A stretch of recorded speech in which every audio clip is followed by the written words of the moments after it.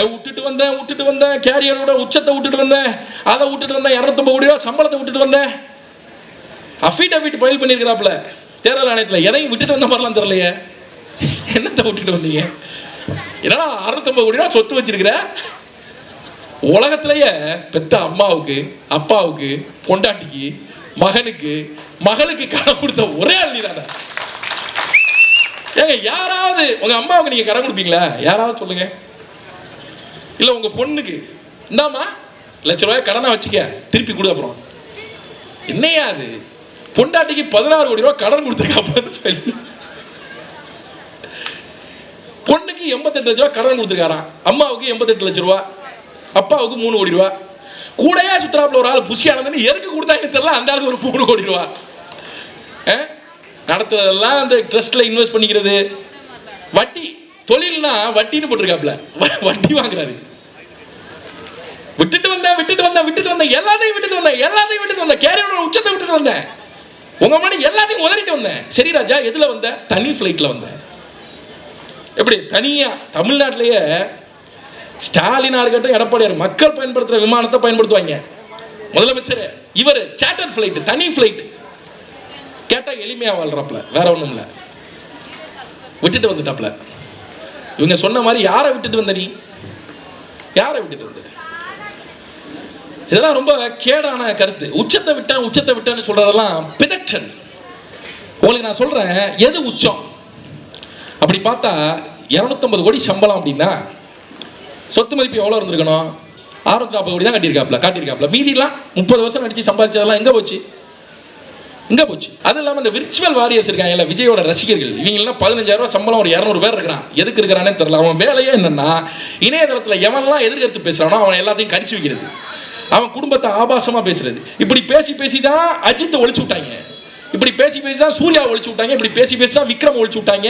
கடைசியா சிவகார்த்திகேயன் வரைக்கும் வந்து அவன் குடும்பத்தை, சிவகார்த்திகேயன் குடும்பத்தை இழுத்து பேசி, அவருடைய பெண்ணை இழுத்து பேசி அசிங்கப்படுத்தி ஆபாசவாதிகள் இவங்க கிளம்பி போறாங்க டிஜி ஆபீஸ்க்கு. விஜய் கேட்டா என் கட்சி பெண்களை தப்பா பேசுறாங்கன்னு புகார் கொடுக்க போறாங்க. வெக்கமா இல்ல? உன் கட்சி பெண் தான்டா சொன்னிச்சு, நான் அக்காவா இருப்பேன், தங்கச்சியா இருப்பேன், மனைவியாவும் இருப்பேன், உன் கட்சிக்கார பொண்ணு தான்டா சொன்னிச்சு. நீ தலைவரா இருந்தா நீ தான் சரி பண்ணிருக்கணும். அப்படிலாம் பேசாதமான்னு நீ தானே சொல்லியிருக்கணும். எனக்கு என் கணவரை விட உங்களை தான் பிடிக்கும், விஜய் தான் பிடிக்கும்னு சொல்லும் போது அப்படியெல்லாம் சொல்லாதமா, அது தப்புமா? நீ தான் சொல்லியிருக்கணும். நீ சொல்லலையே. இது எப்படி? இது அதாவது புரியறவனா இருந்தா பேசி புரிய வச்சு ஏதாவது பண்ணிடலாங்க. புரியவே புரியாது. உச்சங்கிறாங்கல்ல. நான் கேட்கிறேன், நடிகை சில்க் சுமிதா தெரியுமா? சில்க் சுமிதா மிக மிக அழகான ஒரு பெண். உள்ளத்தால், அறிவால், சிந்தனையால் ஒரு சிறப்பான பெண், ஒரு கவர்ச்சி நடிகை. இந்த சில்க் சுமிதா கேரியரோட உச்சத்துல இருந்தாங்க. உச்சம்னா உண்மையான உச்சம்.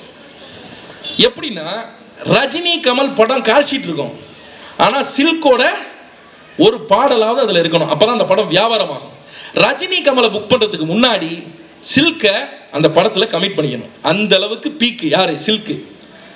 பாலு மகேந்திரா 3ஆம் பிறைன்னு ஒரு படம் எடுக்கிறாப்ல, படத்தை எவனுமே வாங்க மாட்டேங்கிறான், வியாபாரம் பண்ண முடியல. அப்ப ப்ரொடியூசர் என்ன சொல்றாப்ல, எனக்கு இதை இன்னமும் கமர்ஷியலா மாத்தி கொடுன்னு சொல்லும்போது பாலு மகேந்திரா சில்கை கூப்பிட்டு ஒரு பாட்டுக்கு ஆட வச்சு ஒரு கதாபாத்திரத்தை கொடுத்து அந்த படத்தை விற்கிறாப்ல. ஒரு படத்தையே விற்பனை செய்ய வைக்கிற அளவிற்கு சில்க் சுமிதா வந்து அன்னைக்கு உண்மையிலே உச்சத்தில் இருந்தவங்க. சில்க் சுமிதாவோட ஒரு நாள் ஒரு காஃபி குடிக்கிறதுக்காக இந்தியாவில் பல இடங்கள்ல இருந்து வந்து வீட்டு வாசல்ல காத்திருப்பான் ஃபார் அ காஃபி. ஒரு காஃபிக்காக, சில்க் சுமிதாவோட ஒரு நாளுக்காக, ஒரு போட்டோவுக்காக.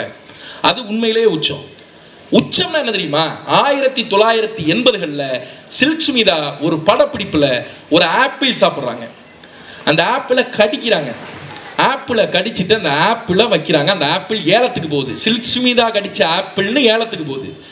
1980ல் சில்க் சுமிதா கடிச்ச ஆப்பிள் 25,000 ரூபாய்க்கு ஏலத்துக்கு போச்சு. 25,000 ரூபாய்க்கு ஏலத்துக்கு போச்சு. இது அத்தனை பேருக்கு தெரியும், நான் சொல்றது பொய் இல்லை, இது உண்மை. 25,000 ரூபாய்க்கு ஏலம் போச்சு. இந்த 25,000 இன்னைக்கு தேதிக்கு 10 லட்சம் ரூபாய். ஒரு பெண் கடிச்சு வச்ச ஆப்பிள் 10 லட்சம் ரூபாய்க்கு ஏலத்துக்கு போகுதுன்னா அதுதான் உண்மையிலே உச்சம். அந்த சில்க் சுமிதா தன் வாழ்க்கையின் உச்சத்தில் இருக்கும்போது ஒரு பத்திரிகைக்கு பேட்டி கொடுக்குறா. இந்த விஜய் பயந்து ஓடுறாரு அந்த மாதிரி கிடையாது, துணிச்சலா பேட்டி கொடுக்குறா. பத்திரிகையாளன் கேட்கிறான், உங்க வாழ்க்கையினுடைய ஆசை என்னன்னு கேட்கும்போது, எல்லோருக்கும் ஆசை இருக்கும், என் ஆசை நிறைவேறாத ஆசை, நான் நடிகையாக ஆகியிருக்கவில்லை என்றால் நான் நக்சலைட்டாக ஆகியிருக்க ஆசைப்பட்டேன் என்று சில்க் சுமிதா சொல்றார். யார் சொல்றது? சில்க் சுமிதா சொல்றது. அப்போ பத்திரிகையாளன் பதறிட்டான்.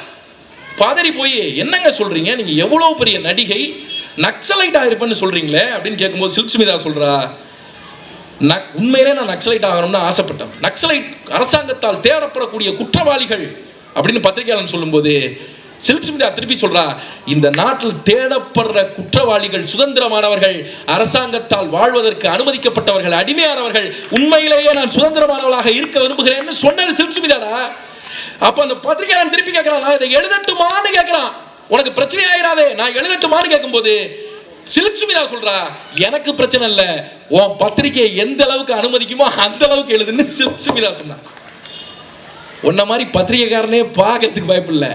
பத்திரிகைக்காரன் கேமரா ஆஃப் பண்ணி வச்சுட்டு வீட்டுக்கு கூப்பிட்டு வச்சு பேசி அவன் வந்து இன்னொருத்தவனுக்கு பேட்டி கொடுத்தா அவன் இன்னொருத்தவனுக்கு பேட்டி, அதுதான் உச்சம் ராஜா.